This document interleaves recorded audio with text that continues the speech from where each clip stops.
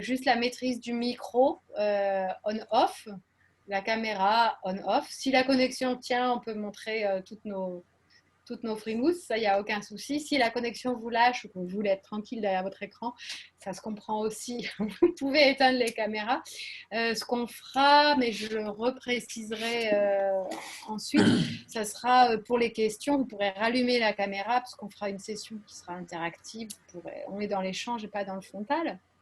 Et donc, on utilisera la caméra pour annoncer les questions.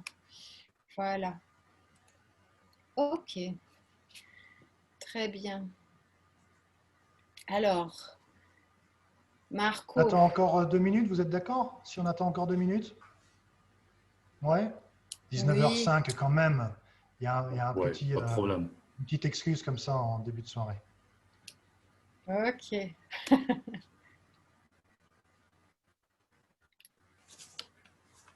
D'accord, très bien.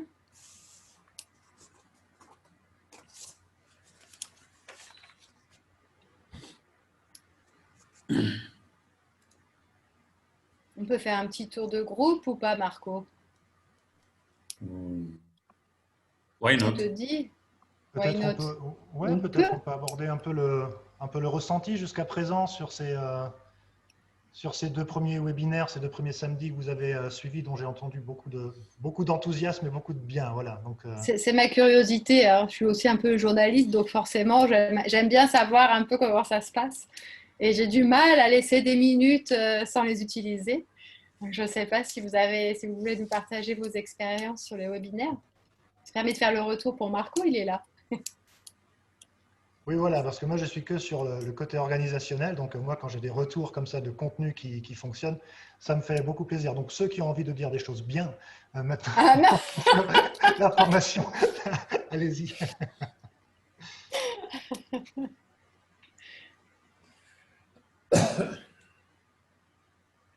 Charlotte, si tu veux, vas-y, hein. Ah, bah, je sais. Tu veux Les qu'on gens nous, commence les gens, doucement ou peut-être les gens nous rejoindront en cours de session. D'accord.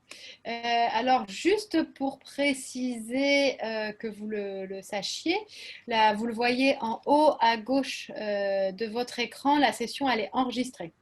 Donc, vous avez un droit à l'image. Si vous ne voulez pas voir apparaître votre image, vous pouvez désactiver la caméra, changer votre nom. En tout cas, sachez que la salle la conférence est enregistrée. C'est pour tout simplement permettre aux personnes qui n'assistaient pas à la réunion de pouvoir rattraper, ou aux fameux retardataires. Mais il n'y a pas de salle d'attente, hein. On rentre chez nous comme dans un moulin. Il y a assez de chaises pour tout le monde. Il suffit d'avoir le lien, le mot de passe. Il n'y a même pas de mot de passe, enfin juste le lien, et puis vous pouvez être avec nous. Voilà pour les formalités. Donc sachez-le, c'est enregistré. Et puis Marco communiquera là où vous pourrez retrouver l'enregistrement. Donc ne vous inquiétez pas, le recording, c'est nous, c'est pas je ne sais quels espions qui sont basés ailleurs. Voilà ce que je pense pour introduire. Marco, puisque tu es là, est-ce que tu veux placer un petit mot pour recontextualiser sur le projet? Sinon, avec Professeur Idas, on est prêt, nous on est dans les starting blocks, on a beaucoup à échanger pour cette heure qui nous est réservée tous ensemble et qu'on va mener de manière interactive. Alors Marco, si tu veux. Oui, salut à toutes et tous. Je crois que j'ai simplement encore envie de vous souhaiter la bienvenue, de vous exprimer un peu mon enthousiasme de vous savoir aussi nombreux et de savoir que pour l'instant, les webinaires se passent bien et qu'il y a beaucoup d'interactivité, beaucoup de participation. Je sais aussi que vous commencez à travailler maintenant sur vos reportages, donc ça commence à se concrétiser, et vous allez chercher les données, les datas pour les reportages. Et donc, c'est dans un lien tout naturel qu'après cette session de samedi sur les sources d'informations, les sources de données que vous avez suivies, on s'intéresse maintenant spécifiquement au cas marocain. Dans ce cas de figure, nous, on voulait avoir l'intervention d'un spécialiste, d'un expert du pays.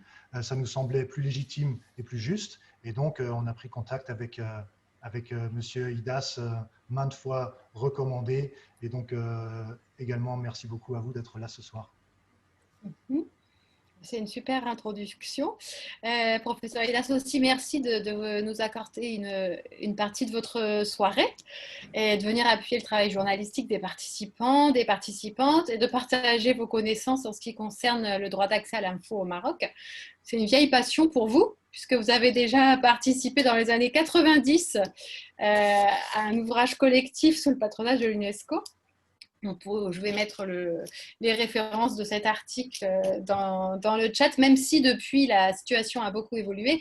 Et vous gardez justement le cadre légal, juridique, les infos pratiques, etc. Dans votre collimateur, et vous êtes bien capable, je l'ai constaté en discutant avec vous avant cette conférence, d'aiguiller d'une manière pratique les uns et les autres dans leur démarche de journaliste par rapport à cet acquis au Maroc, qui est le droit d'accès à l'info.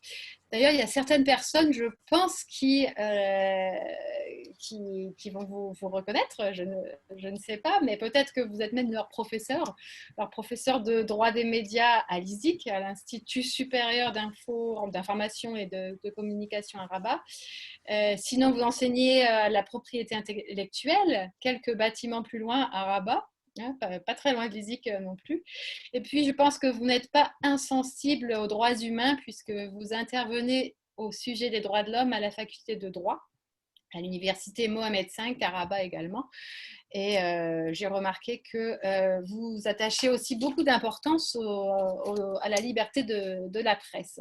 Donc, je pense qu'on va passer, ça va être très compliqué de veiller à ce que nos échanges se cantonnent à une heure seulement, comme annoncé. Ce qu'on s'est dit, c'est on est un groupe, on est une salle maintenant, on est quand même assez habitué à être dans de drôles de salles là, où on ne sait pas qui est assis vraiment où et comment, mais on aimerait être dans l'interaction. Donc, ce qui est important, c'est vous n'hésitez pas à poser des questions. Pour ça, il y a plusieurs manières. Soit vous faites signe dans la caméra, vous avez une question, vous pouvez lever la main, il n'y a aucun souci. Ceux qui sont beaucoup plus habitués à l'utilisation de Zoom, vous pouvez aussi, ou alors vous pouvez lever la main, c'est possible si vous le voulez. Sinon, vous pouvez, si vous êtes plutôt pour la version écrite, vous pouvez envoyer vos questions par écrit dans le chat et on relaiera. Voilà. Ce qui est important, mais je vois que tout le monde le fait, c'est de pouvoir couper les micros pour pas qu'on entende des petits parasites au niveau des échanges et bien sûr de penser à l'allumer lorsque vous prendrez la parole. Mais si on ne vous entend pas, on ne fera pas le playback, on vous demandera d'allumer le micro. Voilà pour les présentations. Et puis, pour les petites règles techniques, j'espère que vous êtes à l'aise et concentrés. Alors, vous faites des recherches vous voulez produire, faire des productions sur tout ce qui concerne la pandémie de la Covid-19. Et moi, je me suis dit qu'une des premières questions qu'on pouvait poser à professeur Hidas, c'était de savoir ce virus qui nous a beaucoup gênés dans notre vie quotidienne, dans notre vie professionnelle également. Est-ce qu'il n'aura pas au moins un avantage, à savoir, est-ce qu'il n'aura pas propulsé un peu tout ce qui est open data au Maroc? Professeur Hidas. Oui, Charlotte, merci pour cette présentation, merci pour ce début. Bonjour, bonjour à Marco aussi. Bonjour à nos chers étudiants et à nos chers journalistes qui sont aujourd'hui là parmi nous. Bonjour plus particulièrement à Hajar et à mes étudiants de l'ESIC. Parce que nous avons déjà échangé ensemble sur ce genre de sujet et ravi d'échanger avec vous encore une fois là-dessus. Les anciens vont le remarquer. À chaque fois que j'ai parlé de droit d'accès à l'information, j'en ai parlé en général théoriquement. Et malheureusement, ce soir aussi, je ne vais pas y échapper. Pourquoi? Parce que c'est une loi qui est tout à fait nouvelle. Elle vient d'entrer en vigueur. La pratique n'est pas encore rodée. Les retours, on n'en a pas encore beaucoup. Certes, il y a eu beaucoup d'avancées, certes, il y a eu beaucoup de mise en pratique, certes, il y a eu quelques expériences, on a eu aussi quelques échos sur des accès heureux et puis des demandes d'accès malheureuses. C'est pour cela que je vais me centrer ce soir sur l'aspect juridique de la chose pour que le journaliste sache ce à quoi il a droit et ce à quoi il n'a pas droit, parce qu'à partir de là, on peut aller plus loin et on peut approfondir la recherche. Et puis tout à l'heure, mon Dieu, après ces quelques éléments que je vais introduire, bienvenue pour échanger sur les petits détails, sur les aspects techniques de la chose, parce qu'avec la petite demi-heure qui m'est impartie, ça n'est pas évident d'aller ça n'est pas évident d'aller dans le détail. Alors, je me rattrape. Pour aborder ce droit d'accès à l'information au Maroc, je vais essayer de le faire à travers trois grands points, trois grandes idées, trois grands titres. Je vais commencer par des généralités. Pourquoi? Pourquoi ce droit d'accès? Pourquoi est-ce qu'on en parle de plus en plus? Pourquoi est-ce que c'est devenu un droit alors que c'était juste un privilège auparavant? Donc des généralités. Et puis, après les généralités, je vais parler de la Constitution marocaine parce que c'est elle qui pose le cadre de cet accès. Un cadre avec ses limitations. La Constitution, puis la loi, qui a détaillé les dispositions administratives.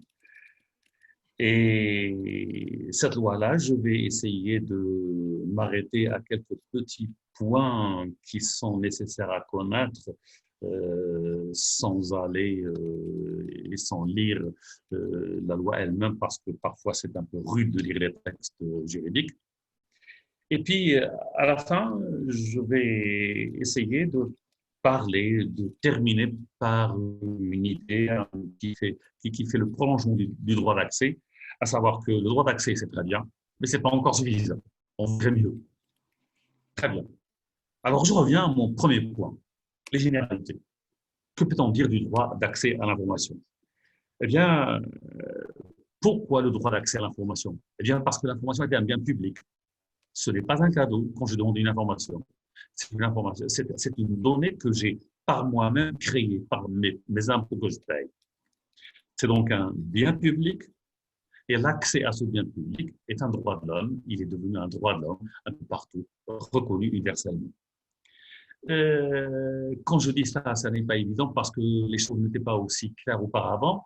C'est parce que à partir du début de ce siècle, à partir du début des années 2000, il y a eu une espèce de petit mouvement en faveur de l'Open Government Data, c'est-à-dire l'accès à l'information gouvernementale, un mouvement auquel ont participé des organisations prestigieuses telles que l'ONU, telles que l'OCDE, telles que l'UNESCO, tels que le Conseil de l'Europe, tels que l'administration d'Obama elle-même. Et il y a eu aussi même des projets qui ont été financés par des ONG internationales. Je ne citerai pas les noms, mais je me limiterai à celle à International Transparency. Et je salue par là le bureau de Rabat, qui a fait énormément de choses pour faire avancer la loi et pour sensibiliser tout le monde sur les bienfaits de l'accès à l'information. Donc, beaucoup de monde s'est mis pour que ce droit devienne effectivement un droit reconnu par les instances internationales.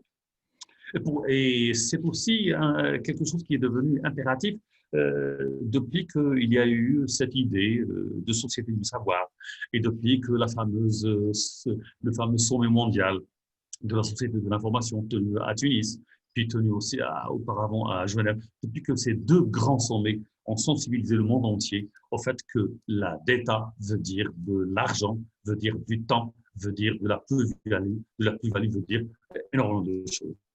Et ils ont très bien fait, ce mouvement a très bien fait parce qu'actuellement, il y a plus de 100 pays. Il y a plus de 100 pays qui ont fait des lois sur le droit d'accès à l'information.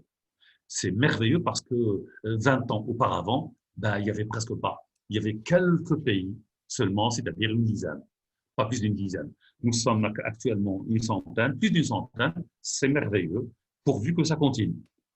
Mhm. Eh ben, pourquoi est-ce que pourquoi est-ce que ces lois ont été prises dans tous ces pays-là? Eh ben, parce que il y a une conviction générale qui fait que ça renforce la démocratie et la transparence, ça modernise l'administration et les services publics un peu partout, ça améliore la participation des citoyens à la vie publique, ça booste l'économie numérique parce que sans data, vous n'avez pas d'économie et l'avenir de l'économie, il est numérique à tout point de vue.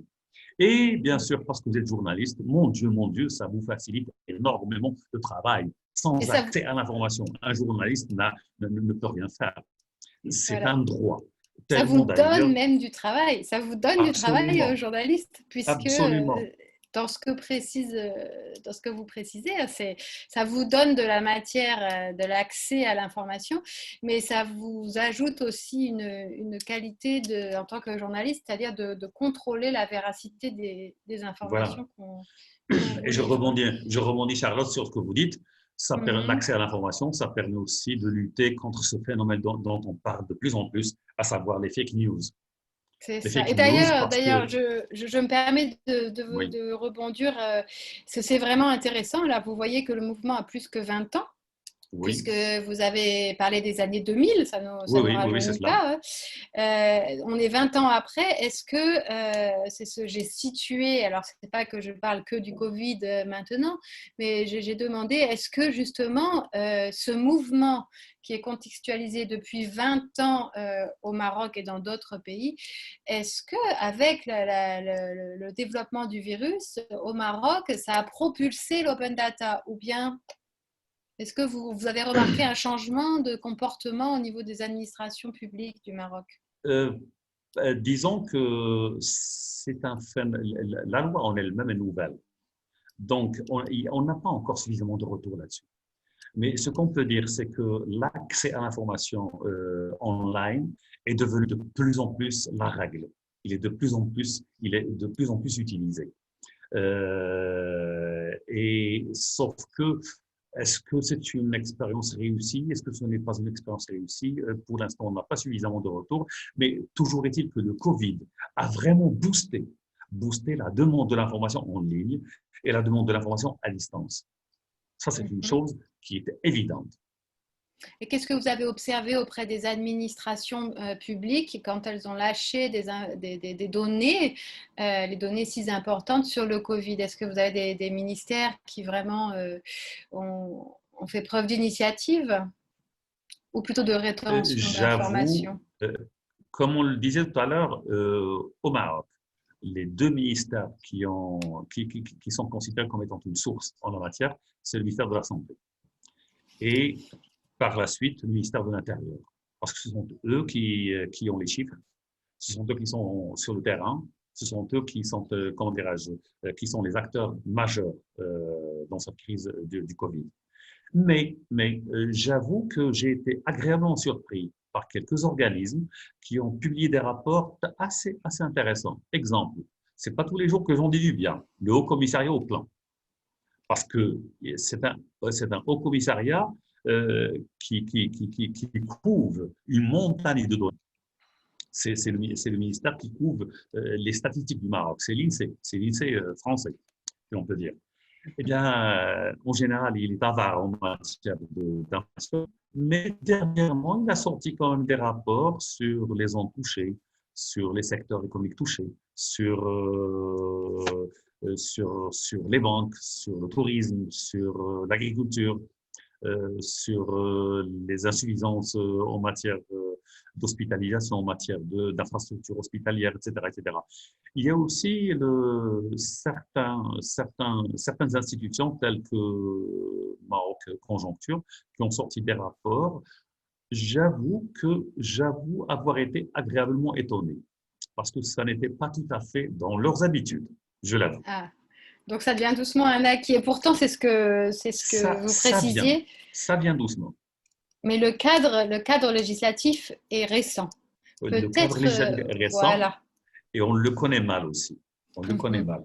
Parce que contrairement à ce qu'on croit, c'est pas tout le monde qui a le droit d'accès à l'information. Alors, constitutionnellement parlant, il est ouvert à tout. L'article 27 est beau. Quand on le lit, il est très beau. Mais quand on voit les restrictions, il est moins beau. Et quand on sait ce que veut dire les deux premiers mots de l'article 27, quand on sait ce que cela veut dire, c'est pas évident. Parce que l'article 27 commence ainsi. Les citoyennes et les citoyens ont le droit d'accès à l'information. C'est chic. Ça veut dire aussi autre chose. Ça veut dire que seuls les Marocains, les citoyens marocains ont le droit d'accès à l'information, les étrangers non. Et ça veut dire aussi que les associations n'ont pas le droit d'accès à l'information, les ONG n'ont pas le droit d'accès à l'information, les bureaux d'études n'ont pas le droit d'accès à l'information, les sociétés n'ont pas le droit d'accès à l'information, seuls les individus, citoyens marocains, ont le droit d'accès à l'information. C'est très bien, mais on exclut pas mal de monde. On exclut pas mal de monde, donc il est peut-être parfois intéressant de savoir quels sont les attributs de ce droit et quelles sont les limites. D'ailleurs, rien que pour vous montrer qu'il y a encore un petit problème, c'est qu'en français, le texte parle d'accès à l'information. En arabe, le texte parle d'obtention de l'information, de droit d'obtention de l'information. Et là, il y a un problème. Et le petit problème de traduction, il dénote d'une certaine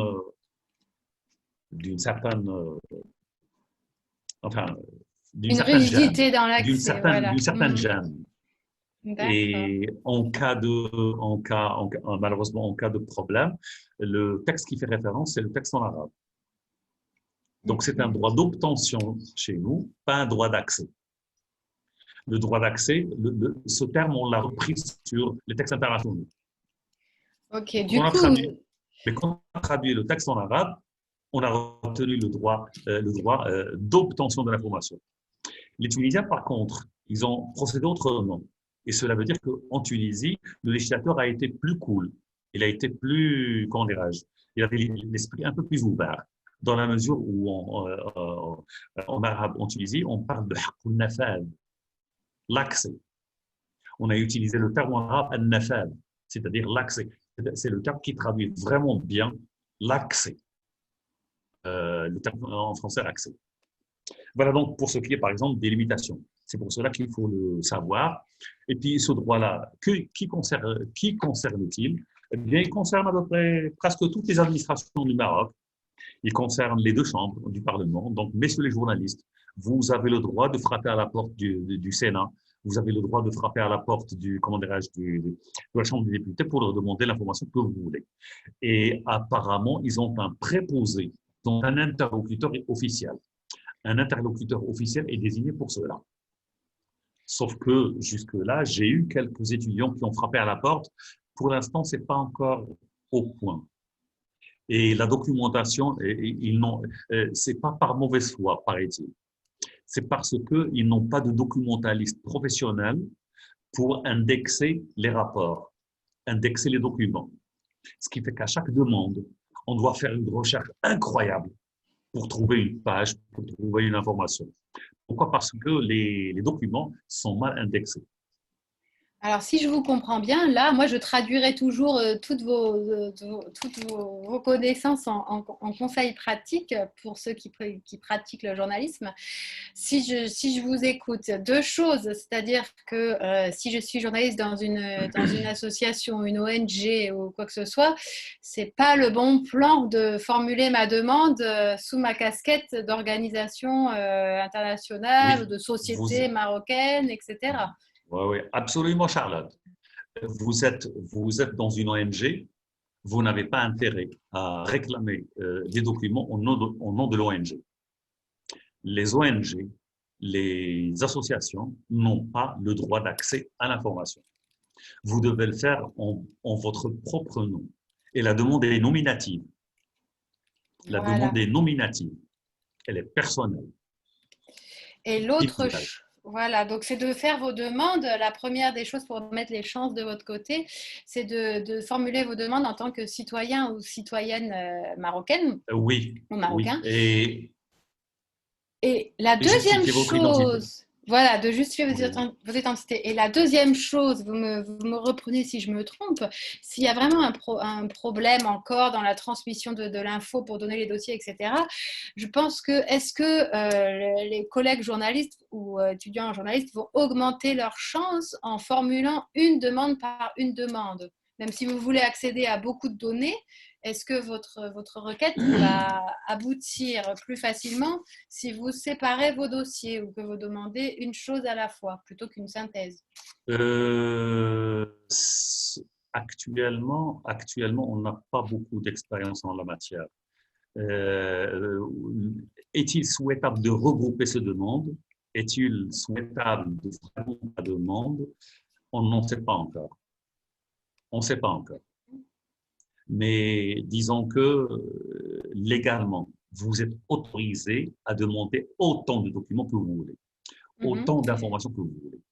Et alors, moi, j'ai une petite question spéciale journaliste. C'est vous demandez les données en tant que citoyen ou en tant que citoyenne, Oui, et puis vous les publiez dans votre organe de presse. C'est bon? absolument, pas de problème. Ok. Pas de Donc, problème. Sauf que je ne me rappelle pas de l'article, mais il y a un article qui condamne toute altération de l'information demandée et publiée d'une façon altérée. S'il vous plaît, ça va chercher vers les 3 ans de prison. ah, Je trouve que c'est lourdement sanctionné. Parce qu'en fait, quand on a une information, à supposer que j'ai pu avoir un rapport qui fait 60 pages, je le résume. Est-ce qu'en résumant, j'ai altéré le document ou pas? Est-ce qu'en explicitant les termes, j'ai altéré le document ou pas? Est-ce qu'en résumant les chiffres, j'ai altéré le document ou pas? Le terme altéré porte un peu à confusion.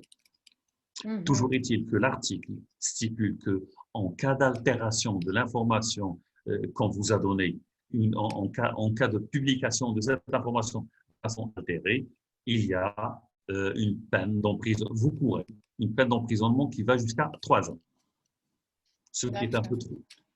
Ce qui est un peu trop. peut-être Ce qui est un peu trop parce qu'en vous fait, serez peut-être sorti avant d'avoir les prochaines informations. oui, voilà, oui, voilà, oui, voilà.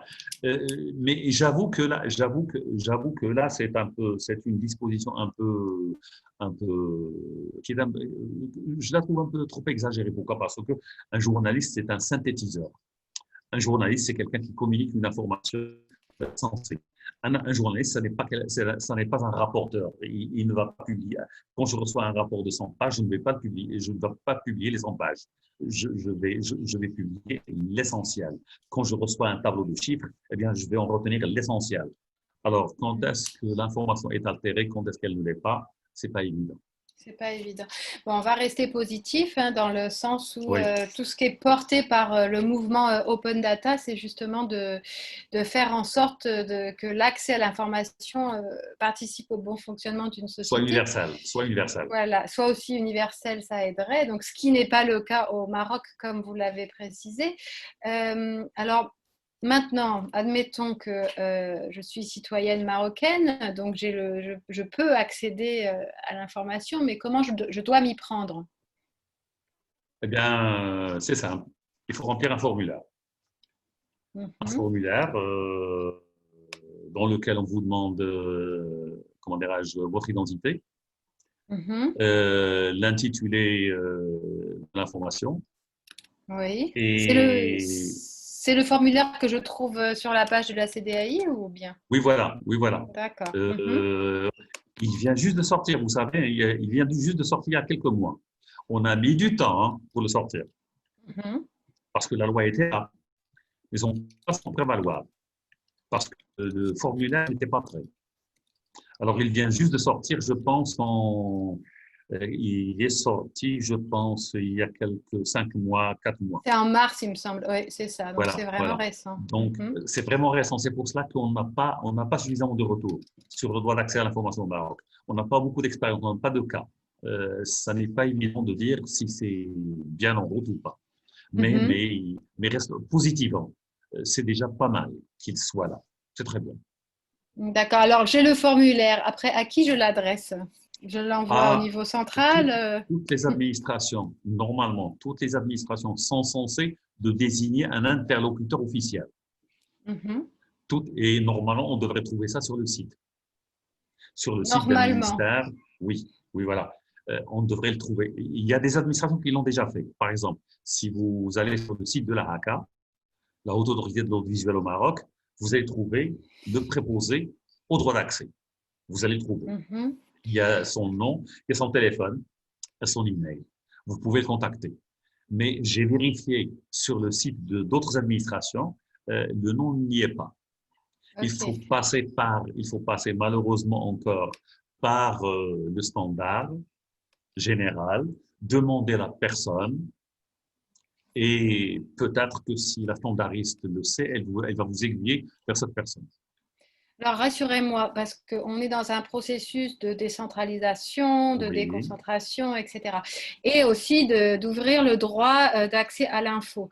Est-ce qu'il n'y a pas des fichiers, des personnes qui sont des préposés du droit d'accès à l'info, des fonctionnaires, comme oui, oui, un oui, nouveau oui, oui, profil de oui, fonctionnaire qui oui. se développe et qui va pouvoir répondre aux questions des citoyens et des citoyennes par rapport à l'accès à l'info? Oui, il y a eu un geste assez alloué dans ce domaine-là. C'est que j'ai vu que les administrations territoriales ont publié chacune, enfin, toutes les administrations territoriales, toutes les collectivités locales du Maroc, elles ont Mhm, publié une liste, et ça mhm. couvre tout le Maroc, avec le nom de l'interlocuteur et son email. Et si vous On pourrait voulez, la je partager. veux, oui, on peut vous fournir cette liste-là, hein, des préposés, quelle que soit la collectivité locale. Vous avez un nom, vous avez un email et vous pouvez vous adresser à la personne, ce qui est très bien. Ça, c'est Mm. pour les collectivités locales. Mais il y a quand même encore des administrations régionales ou provinciales qui n'ont pas encore fait le pas. Ouais, je voulais partager avec, avec notre petit groupe la liste que vous m'aviez envoyée, parce que je Oui, la trouvais impressionnante, mais j'ai l'impression qu'on ne peut pas mettre de fichier dans le chat, parce que je me disais que comme ça c'était fait. d'accord. Hop. Oui, la liste là, elle est longue. Elle est quand même longue. Elle fait quelques 12 pages, sinon plus. Oui, mais normalement, avec les nouvelles technologies, on peut se Ah oui, balancer oui, des c'est vrai. pages. Oui, c'est vrai. Mais bon, c'est dommage. Je ne peux pas. Marco, je te la passe. Peut-être tu pourras la faire suivre aux différents participants. Je pense que ce sera bien. Voilà. Alors, juste pour comment dirais-je, rester dans la lignée de ce qu'on disait tout à l'heure, je parlais Oui, du Parlement. Vous avez le droit de vous adresser au Parlement pour demander l'information. Il y a un préposé pour cela. Ça n'est pas encore assez rodé, mais vous avez le droit de demander de l'information aux deux chambres du Parlement. Vous avez le droit de demander de l'information aux institutions et aux organismes constitutionnels. Ils sont à peu près une vingtaine. Ils sont très importants et ils sont en charge de dossiers très importants. Et normalement, toutes ces institutions ont désigné un préposé au droit d'accès. Vous avez le droit de vous adresser à toutes les administrations publiques pour demander de l'information. Toutes les administrations publiques, sans exception. Euh, et aussi tous les organismes, même privés, mais qui sont investis d'une mission de service public. Je m'explique. Les autoroutes du Maroc sont construites par des entreprises privées. Normalement, je n'ai pas le droit d'accéder à de l'information privée. L'information qui est chez vous, votre bibliothèque qui est chez vous, je n'ai pas le droit d'y accéder. Le contenu de votre ordinateur, personne n'a le droit d'y accéder parce que c'est privé. Malheureusement, c'est la même chose pour les très grandes sociétés parce qu'elles sont privées. Donc, on n'a pas le droit d'accès, on n'a pas le droit d'accès à l'information qu'elles détiennent. C'est quand même dommage parce que parfois, elles détiennent de l'information très importante parce qu'elles travaillent dans des secteurs clés. Exemple, la société qui construit les autoroutes au Maroc, elle est privée, d'accord, à supposer qu'elle soit privée, très bien, mais parce qu'elle est investie d'une mission de service public, à savoir construire des autoroutes, alors on a le droit d'accéder à l'information qu'elle détient. C'est quelque chose de très bien, parce que sinon, ça va exclure pas mal de secteurs du droit d'accès. Donc, je disais, les établissements, les organismes investis d'une mission de service public, vous avez le droit d'accéder aux tribunaux pour leur demander de l'information, sauf que là, ça pose un peu des problèmes. Par exemple, je veux le jugement qui a été prononcé hier au sujet d'une affaire X ou Y. Normalement, vous y avez droit maintenant, mais pour l'instant, je n'ai pas encore eu de cas concret. Ok. Parce que d'habitude, les jugements ne sont délivrés, comment dirais-je, les minutes, puis les grosses, puis les duplicats ne sont délivrés qu'à des personnes bien désignées. Mais toujours est-il que les tribunaux, vous avez le droit d'accès, vous avez le droit de leur demander des informations. Vous avez le droit de demander l'information, par exemple, à des organismes publics, à des offices publics, comme par exemple l'ONE, l'Office national d'électricité. Combien de personnes au Maroc ont l'électricité, combien de personnes ont l'eau courante, est-ce qu'il y a l'eau courante dans tel patelin, quelle est la consommation courante moyenne, etc., etc. Sauf que quand on parle d'offices nationaux, et sachant qu'on a le droit d'accéder à leur information, il y a une exception majeure, une grande exception, l'OCP. L'OCP, c'est le pétrole du Maroc, le phosphate, c'est le pétrole au Maroc. Et l'OCP, c'est donc l'office qui gère les phosphates au Maroc. Malheureusement, l'OCP a été exclu par la loi de 2018. Il a été exclu du droit d'accès, ce qui est dommage. Parce que c'est un holding, il chapeaute pas mal d'activités. Il est très important pour l'économie du Maroc. Ses prévisions sont importantes. Ses rentrées en devises et sa participation aux finances publiques est très importante. Ce serait bien de le savoir. C'est classé secret d'État, alors apparemment. Mais L'OCP, donc, on n'a pas le droit d'accéder à son information. d'accord. Ma question, alors, d'ailleurs, j'en profite parce que moi, Oui. c'est bien de modérer. Je peux avoir le privilège de poser toutes les Ah, questions. c'est très bien, Charlotte. J'essaye de poser les questions qui m'intéresseraient si j'étais dans Oui. dans le cadre de notre groupe. Oui. D'ailleurs, j'en profite, petit point. Si vous avez des questions, les uns et les autres, qui écoutez Professeur Idas, n'hésitez pas. Donc, il y a deux manières de le faire. Soit ceux qui ont déjà la caméra allumée, vous faites un petit signe. Soit, si votre caméra est éteinte, vous l'allumez, on vous verra apparaître, vous faites un petit signe comme quoi vous avez une question. C'est une des manières visuelles. Et puis, vous allumez le micro, vous prenez la parole et on vous donne la parole, vous posez votre question tout simplement. Une autre possibilité, si vous préférez par voie écrite, vous pouvez poster dans le chat votre question. Je la relayerai et vous aurez la réponse du professeur Idas. Alors du coup, voilà, donc n'hésitez pas à tout moment. On le fait de manière simple. J'en profite, vous avez évoqué l'AICA en disant que voilà, le préposé, l'accès à l'info était bien mentionné sur le site.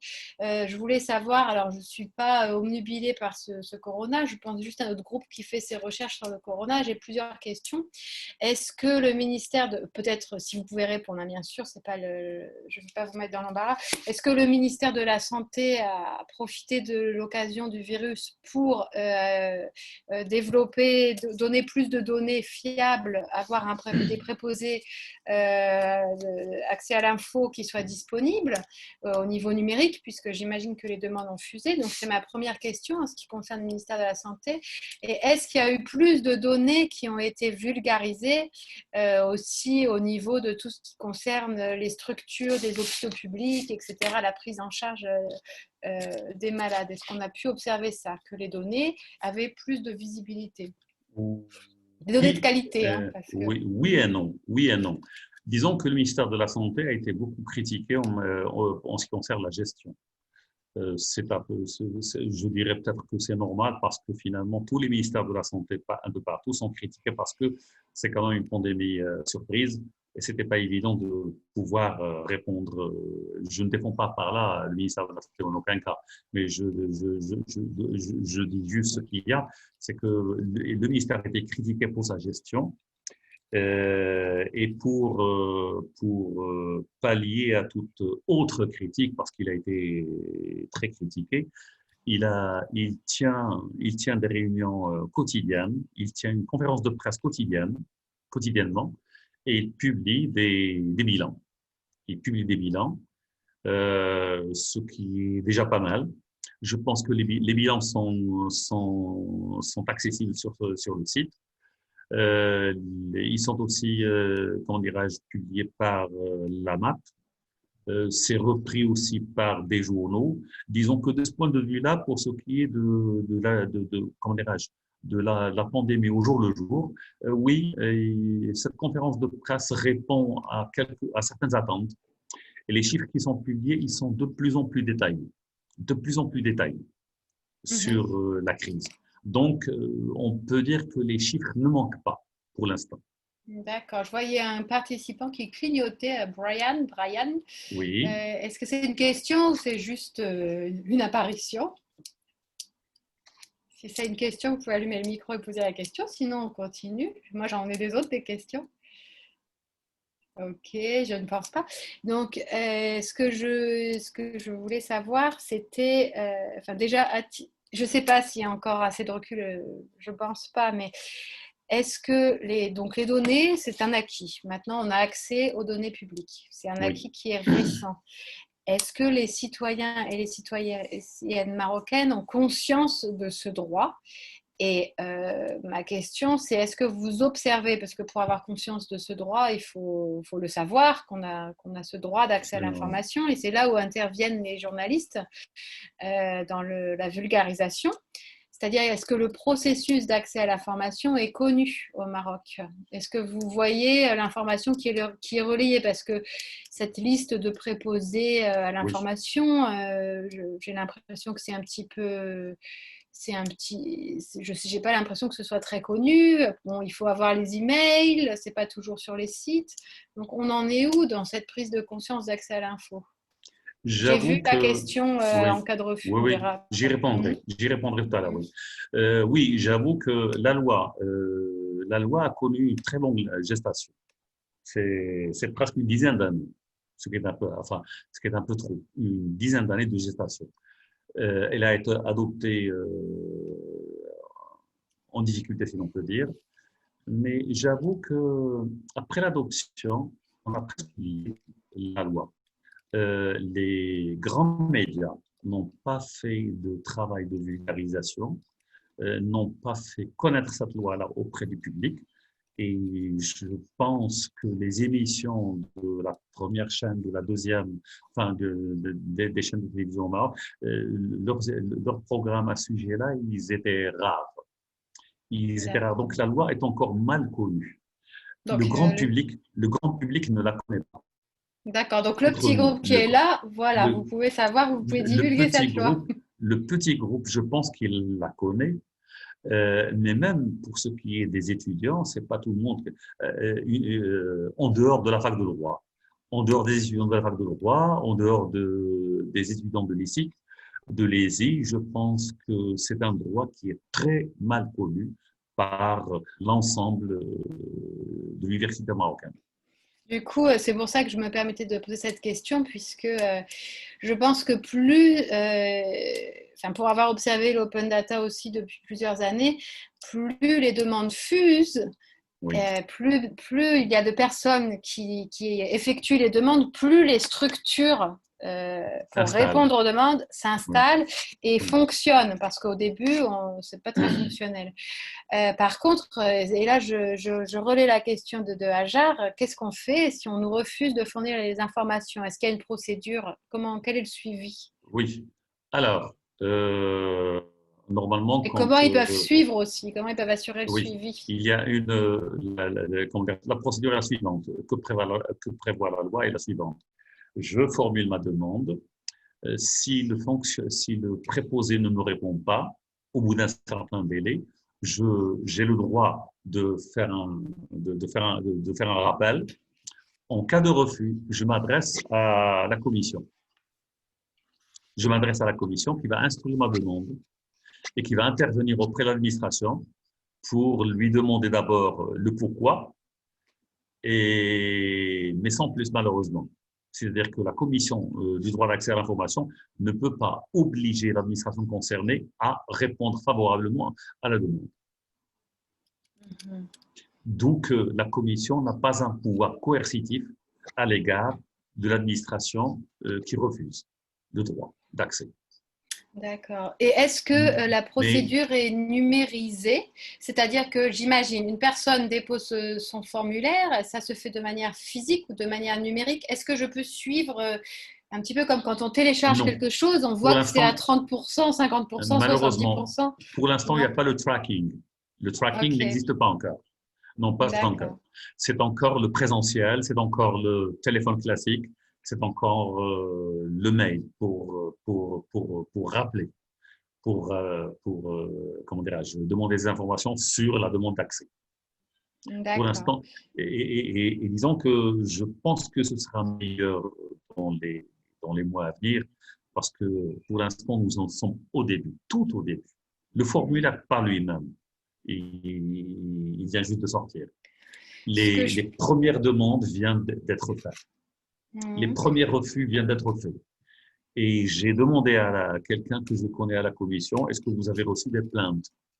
On m'a répondu qu'elles existent, mais elles sont encore rares. Elles sont peu, ce qui est normal. Et est-ce qu'on peut le faire à l'ancienne? C'est-à-dire que moi, je me rappelle, même sans les open data, lorsque vous contactez une administration et qu'on ne vous répond pas, en général, à l'antenne, si c'est radio ou à la caméra, si c'est télé ou dans un article, peu importe, on mentionne toujours qu'on a contacté l'administration. Absolument. Puisque, pour faire pression. Voilà, pour faire pression et aussi pour rappeler un droit. Donc, ça fait un petit peu deux en un. Hein, c'est comme, c'est-à-dire que, voilà, on peut le faire et c'est même recommandé. Hein, c'est le chic du travail, parce qu'il a ce petit pouvoir qui consiste à exercer ce qu'on appelle name and shame. Name and shame, c'est-à-dire quelqu'un qui fait quelque chose de mauvais, tu le nommes en public. Et c'est une espèce de leçon pour lui. Le name and shame, c'est merveilleux. C'est une possibilité dont disposent tous les journalistes. Je pense qu'en faisant ainsi, eh bien, on peut faire pression pour accélérer la procédure, ne serait-ce que pour l'accélérer. Voilà. Puis en même temps, vous faites les gens qui vont vous lire ou vous écouter ou vous voir vont savoir qu'il existe un droit d'accès à l'info. Oui, donc, et surtout que pour les journalistes, par exemple, de la radio, ils peuvent contacter directement par téléphone l'administration concernée pour lui demander la suite de la demande déposée il y a 2 jours, 3 jours, 1 semaine, 1 mois. Du coup, j'ai encore 2 questions. Alors, vous pouvez poser vos questions. Là, on en a eu une. Alors, je ne sais pas si la réponse aura convenu parce que c'est pas facile, du coup, en cas de refus, de trouver sa solution. Je me mets à la place des journalistes marocains, puisque c'est eux qui peuvent accéder à l'info. Je fais une enquête, donc je me positionne un petit peu dans une durée de moyen terme ou de longue durée, puisque dans l'immédiat, ça ne va pas marcher. Est-ce que combien de temps va mettre ma demande à aboutir? C'est la première des questions. Et la deuxième des questions, c'est, vous avez utilisé un terme très à la mode, les fake news. Est-ce que les informations qui sont délivrées par les administrations publiques sont de qualité ou est-ce qu'il y a déjà eu des couacs? Elles sont administratives. Disons que mal faites, mal tournées, pas très médiatiques. C'est des rapports un peu secs, des chiffres un peu secs, des documents un peu secs, et c'est aux journalistes de les exploiter. D'autant que le préposé n'est pas censé synthétiser l'information pour vous. Le préposé est tenu simplement de vous fournir le dossier, de vous fournir l'information, de vous fournir le document. Il n'est pas censé en faire la synthèse pour vous, pour le journaliste. D'accord. Donc là, il faut plutôt aller vers tout ce qui est fact-checking, etc. Oui. Voilà. Là, je donne un petit exemple qui est français, puisque bon, je suis franco-allemande, mais je suis basée à Marseille. Donc, en ce qui concerne la Covid-19, j'ai beaucoup plus suivi les statistiques françaises auprès de l'INSEE, qui est notre institut de statistiques publiques. Et sachez que au niveau de la démographie, il y a eu beaucoup de données qui ont été croisées et c'était parfois un petit peu improbable. Par exemple, on a eu plus de morts que de personnes contaminées par le coronavirus, ce qui est une absurdité. Donc, il faut faire attention puisque tous les traitements statistiques sont des données, c'est des chiffres à l'état brut et tout se joue dans la définition. Qui est contaminé, qui est décédé du Covid ou non. Et là Effectivement, Charlotte, on a voilà. eu des couacs de ce genre-là ici. Ah bon. Le ministère de la Santé a été à l'origine de couacs de ce genre-là. Ok. Alors je vois que d'accord. Bon, je vois que le chat s'anime. Alors on a deux questions. Une de Moustaïd. Merci pour l'exposé. Pensez-vous qu'en général le public a un bon accès aux informations dans les médias de masse? Les personnes privées peuvent-elles faire des demandes à ces médias pour qu'ils fournissent assez d'infos sur la vie de tous les jours? Euh, Alors, pour ce qui est des est-ce... médias, Oui. excusez-moi, pour ce qui est des Allez-y, médias, allez-y. pour ce qui est des médias, ce sont des entités privées. Je n'ai pas le droit de leur demander de l'information. Les médias publient de l'information. Ce sont des marchands de l'information, des producteurs d'information. Par exemple, un journal, je ne suis pas, il n'est pas censé répondre à ma demande d'accès à l'information parce que c'est une entreprise privée. Donc, quand c'est public, j'ai le droit d'accès à l'information. Quand c'est privé, je n'ai pas le droit d'accès à l'information. D'accord. Je pense que c'est deux choses. Alors, je ne sais pas comment je comprends la question. Encore une fois, je suis dans mon contexte européen, à savoir que nous, les personnes privées, on peut soumettre des questions non pas aux administrations, mais aux médias, à tout ce mouvement qu'on appelle, alors c'est pas l'open data, Oui, qui est oui. l'objet de la conférence, mais à tous les mouvements des fact-checkers. Donc, vous pouvez peut-être connaître en francophone, il y a tout ce qui est fact-checking, il y a les checkers, les décodeurs, etc. Et le public peut soumettre aux journalistes un cas à étudier, mais ça reste la Absolument, oui. rédaction et sa ligne éditoriale qui va décider. Mais ça n'a pas de rapport avec les administrations. C'est Donc, je ne sais vrai, pas c'est si vrai. ça... Ça existe aussi dans certains médias du Maroc. Il y a quelques D'accord. médias il y a quelques médias qui ouvrent quelques tribunes aux citoyens, aux auditeurs, pour poser des questions aux administrations elles-mêmes à travers le média, ou bien qui posent la question, qui adressent leur plainte aux médias, et c'est le média qui va l'amplifier, qui va l'expliquer, qui va la destiner à la personne ou à l'administration concernée.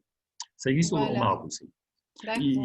Ce sont des médias advocacy médias, c'est-à-dire qui font des plaidoiries pour, excusez-moi, pour pour le lecteur et le citoyen lui-même. C'est une façon de gagner des lecteurs Oui, bien sûr. C'est aussi, et des auditeurs.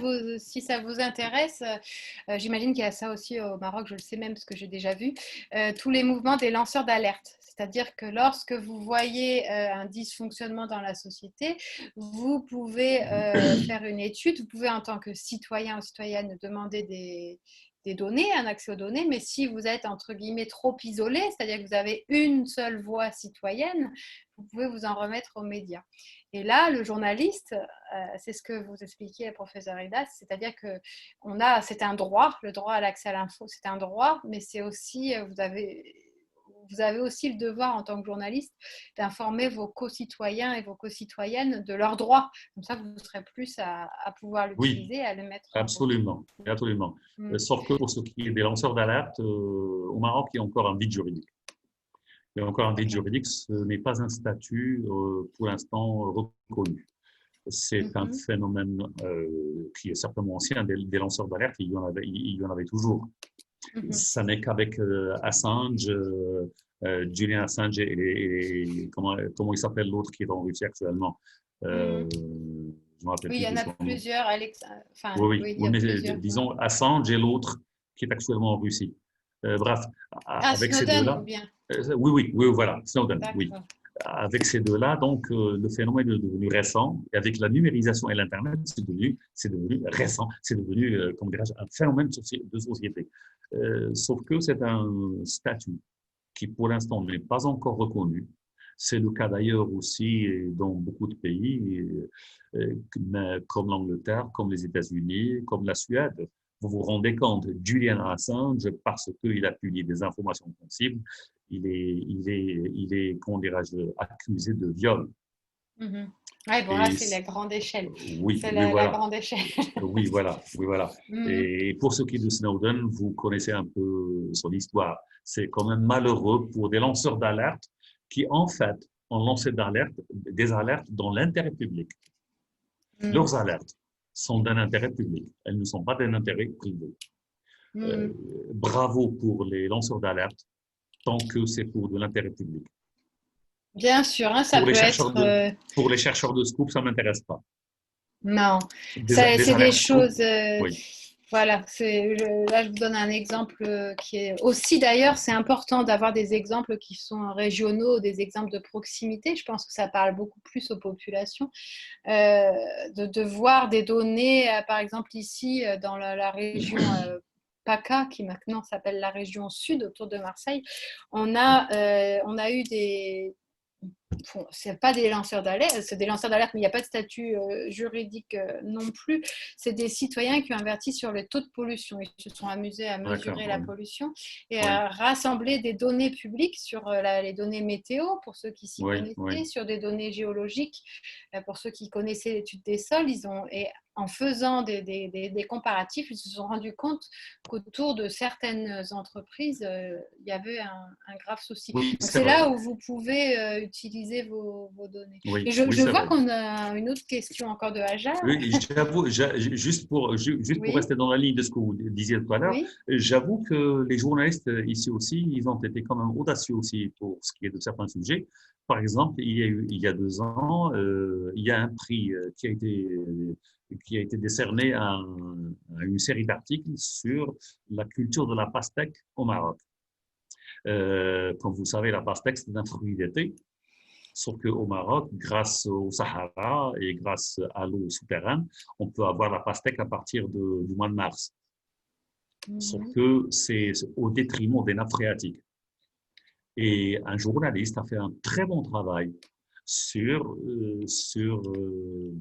les effets négatifs de ce genre de culture dans une région aride qui est pauvre en eau, dont la pluviométrie est très faible. Il a fait une très bonne série d'articles là-dessus. Et tellement le travail était bien fait que finalement, il a reçu le prix, je pense qu'il a reçu le premier prix du journalisme d'investigation. Et c'est très bien. Donc, il n'y a pas que du nerf. Il y a de bonnes initiatives. Il y a eu des talents qui se sont exprimés. Il y a eu de bonnes enquêtes qui ont été menées par des journalistes locaux. Excusez-moi, vous étiez non, je voulais relayer la question de Hajar par rapport à l'accès aux documents en ce qui concerne le Parlement. Est-ce que les citoyens et les citoyennes peuvent demander des rapports des missions de reconnaissance et des commissions d'enquête? Est-ce qu'on a le droit d'accès à ces éléments en particulier? Donc les rapports des missions de reconnaissance et les commissions d'enquête au niveau du Parlement. C'est malheureux parce que jusqu'à l'heure actuelle, toutes les enquêtes qui ont été menées par le Parlement n'ont pas été publiées sur le site. Et les enquêtes que le Parlement a fait sont un peu vieilles quand même. Donc, des enquêtes actuelles, il n'y en a pas.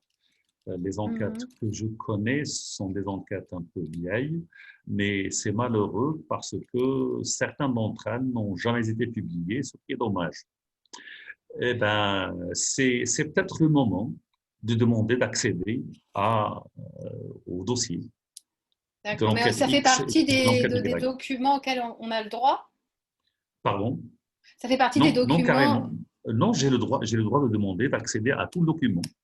D'accord. Au rapport d'enquête. Là, j'ajoute une question supplémentaire. Puisqu'on a accès à l'info, les administrations peuvent faire le choix elles ont les informations, elles peuvent faire le choix de les mettre à disposition, par exemple en ligne, hein, on a beaucoup Oui, d'accès oui.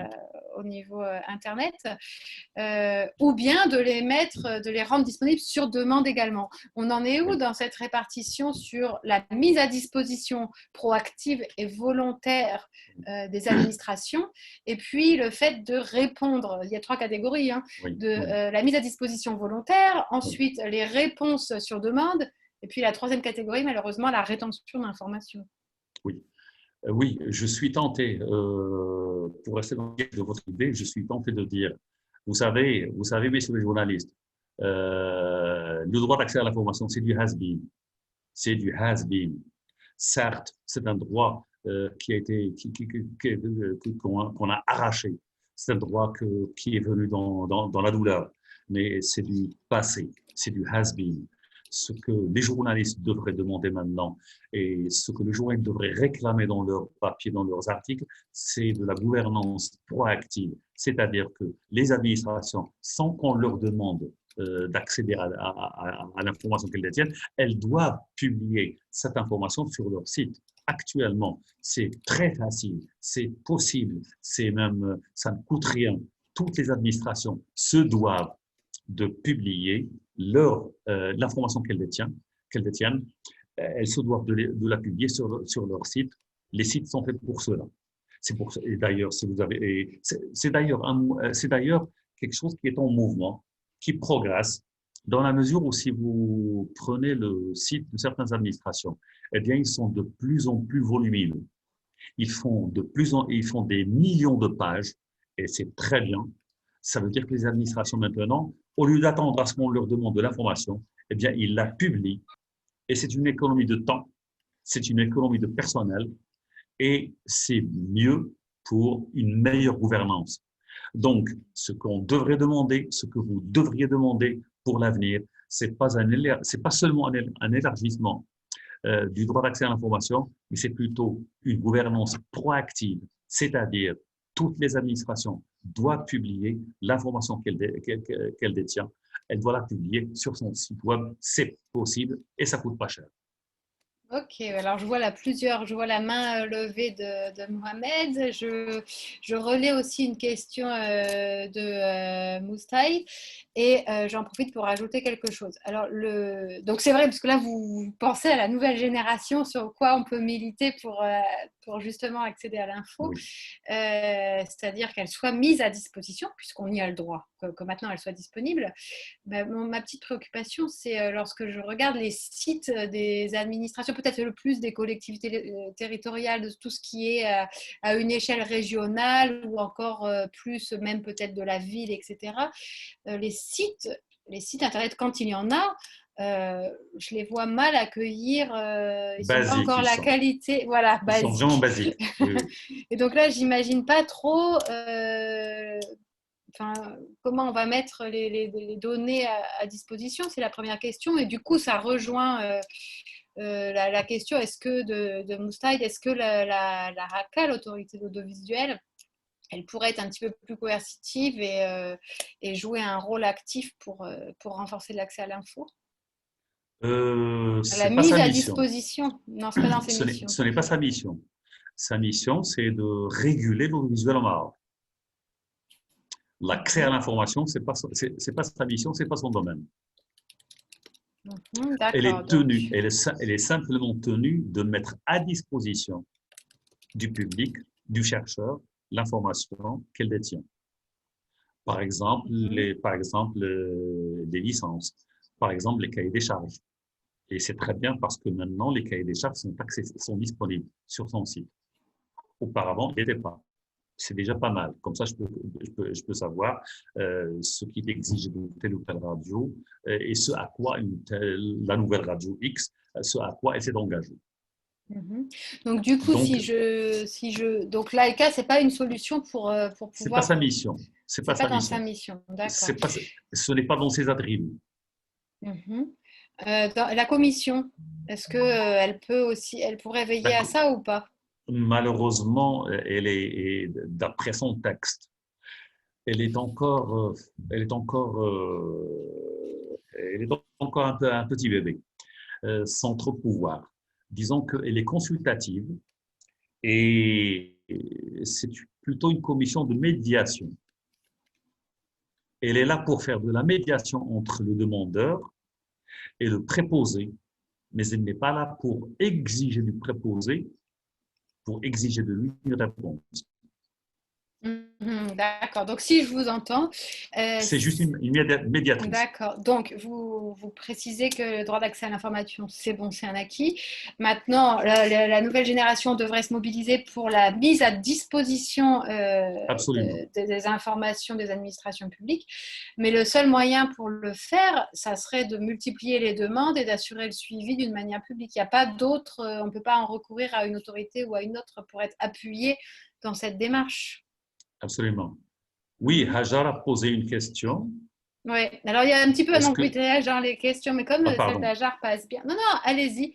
Allez-y, on va voir. Je ne l'ai pas sous les yeux. Ah, d'accord. Elle a disparu. Ah, alors je peux la lire. Donc Hajar demande, et puis après on aura la question de Mohamed qui a levé la main, qui pourra la poser lui-même à l'oral. Donc la question de Hajar, c'est à votre avis, pourquoi les administrations ne publient-elles pas les informations sur leur site, ce dont on parle, et surtout en période de corona? Comment on peut expliquer ça? Vous savez, les administrations sont des entités de rétention d'informations. Et c'est universel. C'est un peu partout la même chose. Chez nous, c'est encore plus peut-être. L'administration se croit dépositaire d'une information. Elle ne se croit pas encore en vulgarisateur d'informations. Mais ça va peut-être changer. Les administrations ne se sont pas, elles se sont dotées de sites juste il y a quelques années. Ça viendra peut-être. Ça viendra. La publication de tous les dossiers, de toutes les informations d'un ministère ou d'une administration, ça va venir peut-être. Ce sera publié d'une façon proactive. Mais n'oubliez pas, les administrations sont réfractaires à la publication. D'accord. Et le corona, ça n'a pas changé la donne. Elles n'ont pas vu que c'était une situation quand même qui a surpris dans tous les pays. À part le ministère de la Santé et de l'Intérieur et quelques autres ministères tels que celui du Tourisme, les autres n'ont pas été assez actifs et ne se sentent pas pour l'instant encore concernés par la divulgation de l'information. Ok, bon, alors espérons. Bon, d'accord, très bien. Je vois que, alors c'est une autre possibilité de lever la main pour poser sa question. Si on lève la main pendant longtemps, on va avoir une crampe. Donc, Mohamed, vous pouvez poser votre question. Vous allumez votre micro et puis vous pouvez prendre la parole tout simplement. Oui, bonjour professeur. Merci pour l'exposé. Ça a été très brillant et voilà, instructif. Moi, en fait, au lieu d'une question, c'est une contribution, une question en même temps. C'est par rapport, en fait, à ce que vous avez dit que la demande de l'information, c'est des has-been. Moi, je m'inscris, en fait, je souscris entièrement à cette idée, dans la mesure où, en fait, comme vous l'avez dit, les entreprises doivent être proactives doivent être proactives quand elles donnent l'information. Parce qu'aujourd'hui, si on regarde bien, en fait, le principe de redevabilité et de la bonne gouvernance qui régit toutes les entreprises, qui régit l'État en général. Donc, si on voit très bien, il n'y a pas en fait, il n'y a pas cette masse flotte d'informations qui doit être accessible non seulement aux journalistes, mais aux populations. Donc, au lieu de demander les informations, moi, je m'inscris, comme je l'ai dit, à ce que les informations puissent d'abord être disponibles sur le site Internet et ensuite, maintenant, que ce package soit là, à la demande de qui veut en fait cette information. Mais néanmoins, on fait des demandes parce que parfois, il y a des résultats annuels, des résultats semestriels, trimestriels qu'on donne, mais après, il y a des éléments qui manquent. Et quand vous les demandez, vous ne les obtiendrez pas. Que ce soit aussi sur les marchés publics, les appels d'offres, à chaque fois, on voit qu'il y a des choses qui restent à éclairer. Et malheureusement, surtout les appels, en fait, surtout les appels d'offres restreintes, les ententes directes, indirectes, tout ça, en fait, à chaque fois, on voit qu'il y a des éléments qui restent. Et quand vous allez demander, vous les obtiendrez presque jamais. Et donc, moi, est-ce que vous voulez témoigner d'une expérience où vous avez demandé, d'ailleurs, c'est une question que j'adresse un petit peu à tout le monde, ou est-ce que vous avez une demande, une question précise sur ce cas de figure? Comment on peut mettre milité pour la mise à disposition ou bien... Alors, si vous permettez. Oui, professeur, allez-y.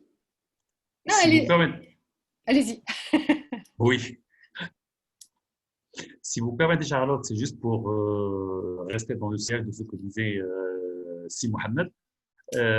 C'est que c'est vrai, c'est du has-been, le droit d'accès, et ce pourquoi on se doit de militer dans l'avenir, c'est la publication proactive.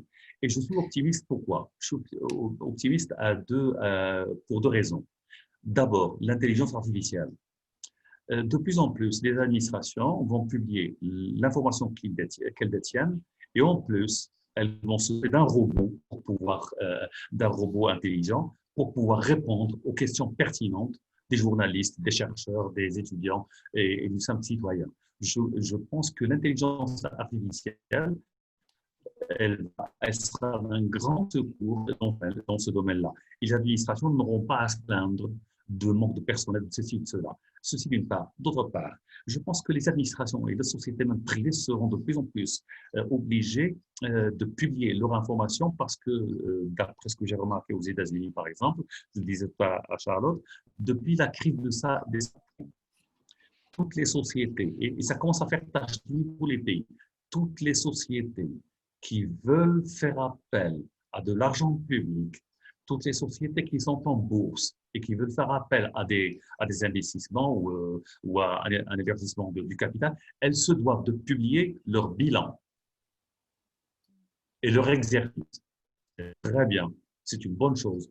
Voilà donc des entreprises privées qui sont obligées de publier leurs informations.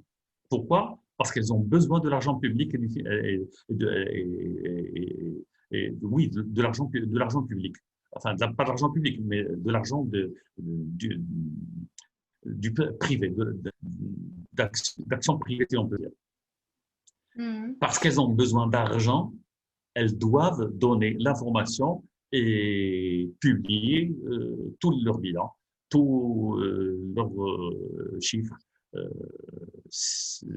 Et c'est très bien. Voilà. Moi, je ne sais pas si j'ai occulté la question de Mohamed. Dans ce que vous dites, pour militer pour la mise à disposition des informations en tant que journaliste, puisque notre petit groupe, c'est ce public cible-là, il y a plusieurs manières. Donc, effectuer la demande, puis relayer si la demande n'a pas été prise en compte, de le faire savoir publiquement, puisque ça fait aussi partie de nos droits. Et pour savoir, pour encourager la mise à disponibilité, il y a aussi peut-être de récompenser les bonnes pratiques, c'est-à-dire qu'il y a des exemples où c'est mis à disposition. C'est bien de le relayer aussi, de voir à quoi ça sert, de voir les bons exemples qui résultent de ça, de la mise à disponibilité des données. Parce qu'en général, c'est ce que vous expliquez, professeur Elidas, il y a une rétention d'informations par peur. Comment vont être utilisées les données? Mais les données, on ne les utilise pas toujours pour créer un scandale, on ne les utilise pas toujours à mauvais escient. On les utilise avant tout pour informer, on les utilise avant tout pour expliquer une situation. Et c'est bien de montrer de bons exemples dans l'usage des données, c'est-à-dire que des données ont été utilisées et ont permis de faire avancer certaines choses. Je vois que Nora a levé sa main pour une question, j'imagine. Oui, bonjour tout le monde. Alors, en fait, même si l'information devient justement, enfin, tout le monde, les citoyens et les citoyennes ont le droit justement de demander telle ou telle information, est-ce que quand même les organisations ont le droit d'omettre ou de, je ne sais pas, un élément de cette information ou de ne pas justement communiquer par rapport à un élément spécifique d'une information donnée? Est-ce que eux, de leur côté, ils ont le droit de faire ça? Vous voulez dire eux, c'est qui? Les organisations à qui j'ai demandé une information ou une donnée spécifique. Oui, je me résume. On a le droit de demander de l'information à une administration publique. On n'a pas le droit de demander de l'information à un organisme privé, quel qu'il soit. Sous forme de société, excusez-moi, oui. je vais vous interrompre, mais justement, à une institution publique, est-ce que cette institution-là ou cet organisme-là a le droit d'omettre, de me communiquer, pas toute l'information, mais une partie ou un élément de cette information-là que j'ai demandé? C'est-à-dire, est-ce qu'elle a le droit de refuser? Oui, de communiquer par rapport à un élément spécifique ou je ne sais pas, ou un volet.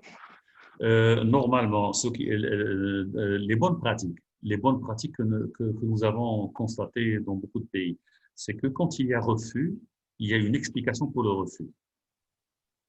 Et sur la base de cette explication-là, je peux attaquer l'administration elle-même.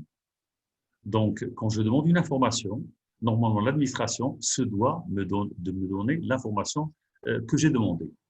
Et si elle ne me la donne pas, elle doit justifier pourquoi. Parce que c'est sur la Du base de coup, cette justification que je peux attaquer cette administration. justement, si On on peut aller devant refuse la de... justice. Exactement, c'est ce que... Non, Il y devant la aura tout commission un... d'abord. D'abord Devant la devant la commission. commission. D'accord. Oui, Du coup, voilà, j'ai le droit de réclamer en fait l'information qu'on a refusé de me communiquer si on ne me présente pas de justificatif spécifique ou absolument. clair pour ça. Ok, parfait. Sauf que, mademoiselle, sachez une chose, c'est que la loi, quand elle a prévu le droit d'accès, elle a prévu des exceptions. Alors, les exceptions, je vais vous, juste, comment dirais-je, je vais vous les lire. Je ne sais pas si j'ai ça sous les yeux. Elles sont beaucoup, hein. Alors, pour ce qui est, par exemple, des exceptions, ce que vous n'avez pas le droit de demander. Alors, vous n'avez pas le droit de demander des informations relatives à la défense nationale. Vous n'avez pas le droit de demander de l'information relative à la sécurité interne et externe de l'État. Impossible de demander des informations ou des données personnelles. Par exemple, demander à une administration le dossier médical de quelqu'un d'autre. C'est tout à fait normal. Je n'ai pas le droit d'accéder au dossier médical de quelqu'un d'autre en tant que simple citoyen. Et même en tant que médecin, je dois faire une demande à un confrère, et c'est à partir de là que je pourrai l'avoir. Donc, pas d'accès aux données personnelles et à la vie privée, et pas d'accès à l'information industrielle et commerciale. Par exemple, comment est-ce que cette société-là, comment est-ce que l'administration publique X, comment est-ce qu'elle fabrique tel et tel produit? C'est un secret industriel. Et il y a aussi des secrets du genre commercial. Mais il y a aussi quelque chose de très bien, mais qu'on n'a pas encore compris dans notre loi, c'est la protection des sources d'information. La protection des sources d'information. C'est-à-dire que l'administration n'a pas le droit de vous révéler qui c'est qui a donné telle et telle information pour protéger la personne. Parce que l'information est grave, sensible, ou elle peut porter tort à la personne qui en est la source.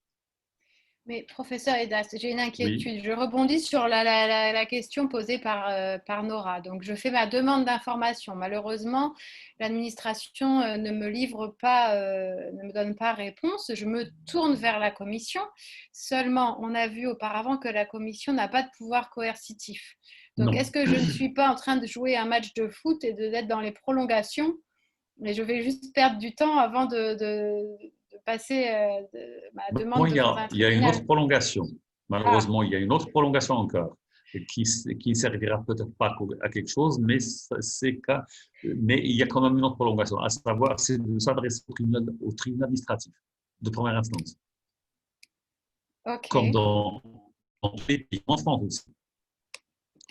Si je ne ok. suis pas content si je ne suis pas content d'une décision de la CADA, la Commission d'accès à la documentation administrative en France, si je ne suis pas content de ce qu'a décidé la CADA en France, eh bien, je peux me porter plainte devant le tribunal administratif de première instance. Donc, des prolongations, il y en a. Ok, donc c'est un match qui se joue en plus que 3 mi-temps. Ah oui, oui, en plus que 3 mi-temps, oui. Parce que vous avez D'accord. là encore l'appel. Vous avez Ah, l'appel à la cassation. ok. Et d'ailleurs, la dernière question au niveau juridique par rapport à ce processus, il y a déjà des cas de jurisprudence ou pas? Pas encore. Pas encore, hein, c'est trop Comme je le récent. disais, depuis le début, malheureusement, c'est une loi toute récente et son exercice est récent, très récent, parce que le formulaire il vient d'être fait il y a quelques mois. C'est peu. C'est peu pour une loi. Donc, il n'y a pas de jurisprudence et il n'y a pas de retour. Il faut attendre un peu. Il faut attendre un peu pour savoir ce qui en adviendra. Ok. D'ailleurs, c'est pour cela que je vous ai dit tout à l'heure que quand on fait une demande, si l'administration refuse, elle est obligée de circonstancier le refus. Elle est obligée de circonstancier le refus. C'est une règle courante dans toutes les administrations. Sauf que jusque-là, je n'ai pas encore vu de refus circonstancié ici, au Maroc. Donc, pas de jurisprudence, pas encore de jurisprudence, pas encore de cas pratiques à se mettre sous la dent pour les étudiants avec les étudiants. D'accord. Bah, justement, c'était une de mes questions. Il y a des questions qui apparaissent dans le chat que je vais vous le relayer Marhaban. de suite.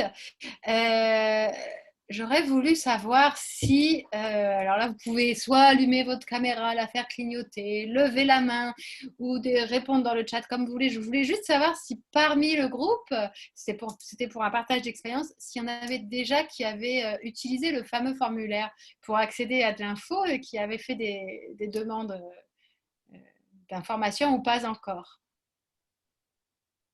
Non, il n'y a rien qui bouge, rien qui clignote. Charlotte, j'ai une étudiante Oui. qui vient de soutenir un mémoire de master sur le droit d'accès à l'information.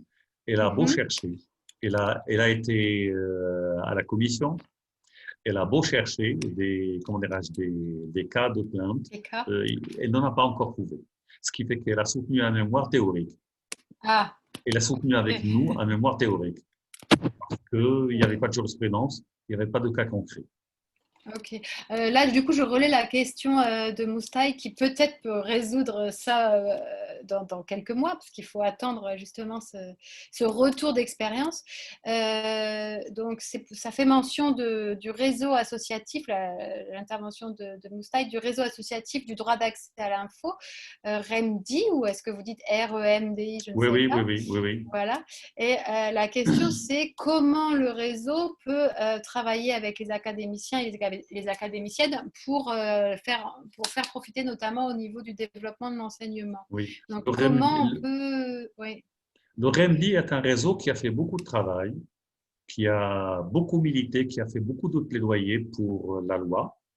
Ils ont mis en commun leurs efforts, leurs structures pour faire aboutir cette loi-là. Sauf que depuis que la loi est sortie, je n'ai plus entendu parler du REMDI. C'est dommage. Okay. Mais pour répondre à la question de notre ami, statutairement parlant, de par la loi, le REMDI n'est pas autorisé à intervenir dans la procédure pour épauler, pour appuyer des demandeurs d'accès. Pourquoi? Parce que c'est une association. L'accès est ouvert uniquement aux personnes physiques. J'ai l'impression que c'est au niveau de, pour développer la connaissance et pour travailler plus au niveau académique apparemment. Ah oui. Au niveau de l'enseignement, la question c'est plus, est-ce que le REMDI, comment le REMDI pourrait coopérer avec les chercheurs et les enseignants pour développer l'enseignement? Peut-être pour informer, vous me dites si je me trompe, Moustaï, peut-être pour informer les citoyens et les citoyennes de leurs droits. Vous savez, le REMDI est un réseau qui n'est pas officiel. C'est un regroupement de bonne volonté. C'est un regroupement de bonne volonté de plusieurs réseaux pour faire pression pour la sortie de la loi. Et ils ont bien fait leur travail, sauf que comme c'est un réseau qui n'est pas structuré, eh bien, ils n'ont pas de moyens. Et ils n'ont pas de finances pour pouvoir faire ce genre de travail. Mais ce serait bien qu'un jour, qu'on travaille un jour avec ce réseau-là, pour ne serait-ce qu'au niveau de l'université, pour mieux faire connaître cette loi et ce droit d'accès. Ok, ce serait bien. D'accord. Donc, bon, il y a une volonté de part et d'autre. Moi, je vous laisserai vous contacter. Hein, ça peut être une des solutions. Oui. C'est vrai, j'ai regardé la page Facebook. C'est vrai que depuis 2016, elle n'est plus très active. Après, il doit y avoir, comme c'est informel, toujours des possibilités. Et c'est vrai que l'enseignement, ce que vous faites, d'ailleurs, on vous en remercie encore, d'intervenir et de sensibiliser les uns et les autres sur leur droit d'accès à l'info, c'est vraiment important. Et de passer par les écoles, les établissements scolaires, etc., ça serait aussi une solution. Ah, vous savez, depuis que cette loi-là est passée, hein, c'est un passage obligé, hein. Le droit d'accès à l'information est devenu un module, un thème qui est obligatoirement abordé lors des cours relatifs au droit de l'information. Ce qui est une Ok. bonne chose. Oui, Parce que, oui, allez-y, allez-y. oui, parce qu'auparavant, on parlait de choses théoriques, mais maintenant, c'est le droit d'accès est là, le texte est là, la Constitution est là. Ce qui nous manque maintenant pour mieux étayer les choses et pour faire des travaux pratiques surtout, ce qui nous manque, c'est de la jurisprudence et des cas pratiques. Ok, donc il faut des retours d'expérience et des Oui, témoignages sur oui, comment ça s'est... pour mieux faire nos ateliers là-dessus. Pour l'instant, ce sont des ateliers théoriques et juridiques. D'accord, Et le très bien. REMDI, je connais son président. C'est un monsieur extraordinaire qui a beaucoup travaillé là-dessus, mais qui actuellement, ben, ils sont en stand-by. Mhm. Parce que, comme je vous disais, c'est un réseau qui n'est pas officiel, un réseau informel, un réseau informel de bonne volonté. D'accord. Voilà, bah, c'est bien si on a des témoignages ou des cas pratiques.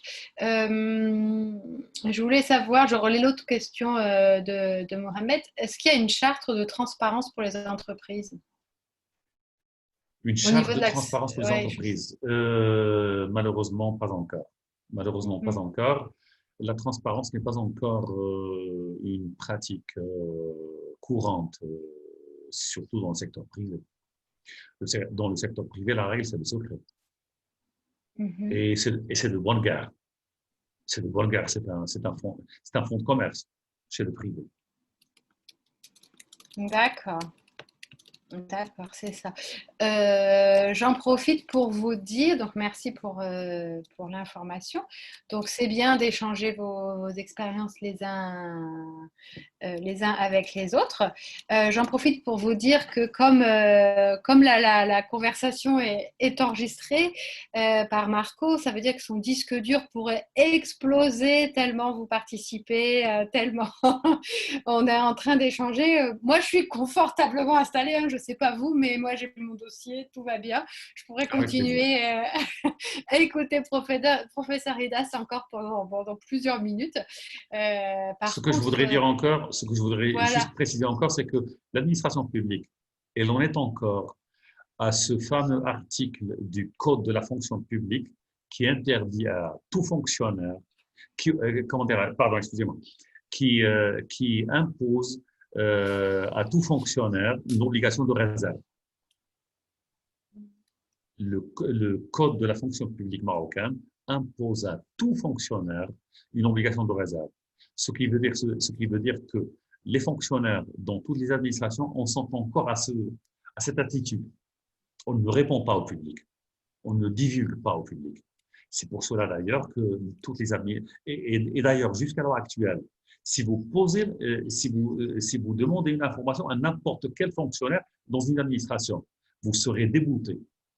On vous refusera. J'ai Le fait l'expérience fonctionnaire, moi-même. parce que le fonctionnaire n'est pas tenu, par le règlement, il n'est pas tenu à vous donner l'information. Si vous voulez l'information, vous devez vous présenter et faire votre demande d'accès au préposé, à l'interlocuteur désigné à cet effet, et qui, lui, n'est pas tenu par l'obligation de réserve. De par le droit, il est autorisé à vous parler, à vous répondre. Mhm. Donc, l'administration en général, quand on s'adresse à l'administration, c'est le mutisme. Et c'est normal, parce que le code leur impose une obligation de réserve. Voilà. Pour avoir l'information, il faut s'adresser au préposé. Mhm. Et quand il n'y a pas de préposé, malheureusement, parce qu'il y a des administrations encore qui n'ont pas désigné de préposé. Quand il n'y en a Voilà. pas, ce n'est pas évident. Foutu pour foutu. Bon, en tout cas, j'espère que les... Merci beaucoup pour toutes ces précisions. Je pense que vous avez eu beaucoup de conseils pratiques, hein. Le conseil numéro un, si vous vous en rappelez, c'était il y a à peu près un petit peu plus d'une heure. J'étais sûre qu'on jouerait en 3 mi-temps, tellement c'est intéressant. Merci beaucoup, professeur Hidas, pour votre intervention. Le conseil numéro un qui vous a été donné, c'est de formuler vos demandes en nom propre, c'est-à-dire en citoyen et en citoyenne marocaine. Un autre conseil qui vous a été donné, c'est de simplifier votre demande, c'est-à-dire de ne pas demander des synthèses, mais de demander Des données. demandes claires, précises. Voilà, des demandes claires, d'éviter de grouper, puisque comme le Pas de disait le... généralité, pas de généralité. Voilà, c'est le conseil qui a été donné, puisque Si possible, le... s'il vous plaît, excusez-moi, Allez-y. si possible, la référence du document. La référence. Si possible, la référence du document, parce que là, le fonctionnaire est obligé de vous donner tout le document. Donc, si vous connaissez ça, voilà. Ensuite, vous avez, alors en tant que journaliste, vous n'écrivez pas toujours au niveau national, vous écrivez parfois au niveau régional, au niveau de proximité. C'est bien, ça simplifie. Donc, c'est ce qu'on disait. Si vous êtes basé, je ne sais pas, à Marrakech ou vous êtes basé à Nador ou à Tanger, peu importe, vous pouvez aller à l'échelon décentralisé. Vous pouvez aller à l'échelon local. Et là, Marco vous a envoyé par mail la liste que le professeur Hidas a gentiment et gracieusement mis à votre disposition avec tous les préposés qui existent. C'est un PDF qui est long, hein, j'ai regardé moi-même. Donc, il y en a déjà. C'est comme un peu un nouveau profil de fonctionnaire, ce que vous expliquez, professeur Hidas. Donc, vous avez déjà une clé en main pour effectuer des demandes. Et ensuite, vous avez, grâce au mail envoyé par Marco, vous pouvez vous mettre en relation les uns avec les autres. Il y en a peut-être qui auront fait des expériences ou alors vous allez en faire avec le fameux formulaire et vous pourrez échanger. Donc, c'est aussi un point. Et puis, peut-être que dans quelques mois ou dans un an, le professeur Hidas, vous aurez de nouveau quelqu'un qui va écrire son mémoire sur la Avec question. plaisir. Et là, vous aurez des cas d'expérience Avec plaisir, à avec plaisir. partager. Et Voilà. évitez de faire une chose, quand vous donnez votre identité dans la demande, dans le formulaire, ne l'étayez pas par une autre qualité. Donnez votre nom, c'est tout. Ne dites pas que vous êtes membre de telle et telle association. Ne dites pas que vous êtes le représentant de je ne sais pas quoi. Parce que les personnes morales n'ont pas le droit d'accès à l'information. Donc, faites votre demande à titre individuel et stop. Ok. Donc, ça fait beaucoup de conseils. Et puis, le dernier, c'est si votre demande aboutit, vous pourrez en référer à professeur Hidas qui vous aura bien éclairé dans cette démarche. Il en sera, j'en suis sûre qu'il va s'en réjouir. Avant de donner le mot de la fin à Marco au niveau pratique, j'aurais souhaité déjà vous remercier, professeur Hidas, en mon nom personnel, parce que j'ai appris beaucoup de choses sur le droit d'accès à l'info marocain. J'ai bien compris que ce n'était pas universel, que je ne pourrais pas moi-même accéder à certaines informations auprès des administrations publiques marocaines. Donc, je vais devoir continuer mon expérience parce que je l'ai déjà tenté d'accéder à des infos et on me dit toujours qu'il faut demander au supérieur, et le supérieur a toujours un supérieur. Donc, ça m'a pris beaucoup de temps, mais je suis vraiment contente d'apprendre que ça change, que les Marocains et Marocaines ont un droit maintenant. J'espère que vos conseils et vos appels auront été entendus pour la mise à disposition plus systématique de ces informations, voire la mise en place de petits robots. Alors j'espère que ce ne sera pas comme les robots tunisiens qui se promenaient dans la rue là pour former les Tunisiens sur les choses à respecter pendant la Covid. Et puis je voulais, voilà, si vous voulez donner un dernier mot à nos participants pour leur souhaiter bonne chance dans leur recherche, allez-y. En ce qui me concerne, j'ai déjà publié un petit article, enfin un chapitre d'ouvrage plutôt, un chapitre d'ouvrage là-dessus. L'article est un peu vieux, mais il est toujours d'actualité. Ce qui manque, c'est uniquement l'étude de la loi marocaine, mais les grands principes, les grandes procédures sont dans cet article-là. Si quelqu'un le veut, je suis à sa disposition. Je ferai une photocopie pour lui. Malheureusement, je n'ai pas, comme ça fait longtemps, je n'ai pas de copie numérique, mais je me ferai le plaisir de lui fournir une copie, une hard copy, une photocopie quoi, de l'article. Avec plaisir. Merci beaucoup d'avoir partagé cette vieille passion avec nous. Et là, je fais une clôture à l'allemande, c'est-à-dire très pratique. Marco, tu as un petit message pour nos participants? J'ai d'abord un message pour M. Idas. Merci beaucoup d'avoir été avec nous ce Danke, soir. mein Herr. Nicht zu danken. On a effectivement beaucoup appris. Je crois aussi que le côté pratique a été très important pendant cette heure et demie qu'on a passé ensemble. Vous avez expliqué qu'on en était au début de ce droit d'accès à l'information. Je pense que c'est du coup bon signe que nous, on soit là avec notre formation en data journalisme maintenant, quand ça commence, c'est-à-dire que tout le monde sera armé quand les informations sont plus nombreuses et que le flow sera un peu plus efficace.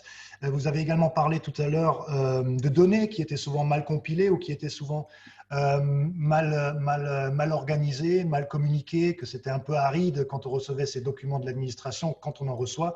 Et justement, ça c'est au menu du prochain webinaire, du webinaire 3, c'est-à-dire qu'on va nettoyer les données, nettoyer les informations, parce qu'on se retrouve face à un flot de données beaucoup trop grand, très souvent, illisible au début, et les nettoyer, c'est justement ce qu'on va apprendre dans le prochain webinaire. Donc, j'espère compter sur une maxi présence de votre part ce samedi. Je pense que c'est pour tout le monde ce samedi. Je sais que les formateurs vous ont préparé un très beau programme. Et je remercie également Charlotte pour cette présentation et cette animation. C'était très efficace. Merci beaucoup. C'était une bonne modératrice. Ah, merci. Merci beaucoup. Merci pour l'intervention. Et puis, toutes les autres personnes qu'on n'a pas encore remerciées, c'est Marco pour l'organisation qui nous a permis de nous retrouver ici. Et puis, merci aux uns et aux autres pour vos participations, pour votre concentration et pour votre écoute. J'espère qu'un jour, on pourra vous remercier d'avoir demandé d'accéder aux informations et que surtout, vous les aurez. Donc, bon courage à vous pour mener vos recherches. Voilà. Professeur Idas, merci beaucoup. Ça a été passionnant. Eh bien, c'était avec plaisir. Je vous remercie, Charlotte. Je remercie Marco. Et je remercie ceux qui étaient présents là. C'était un plaisir de vous avoir. Et ce serait un plaisir que de vous revoir pour mieux faire et pour dire plus. Alors, à la prochaine. Oui, à la prochaine fois. À la prochaine. Bye bye. À très bientôt. Bye bye. Au revoir. Au revoir. Merci.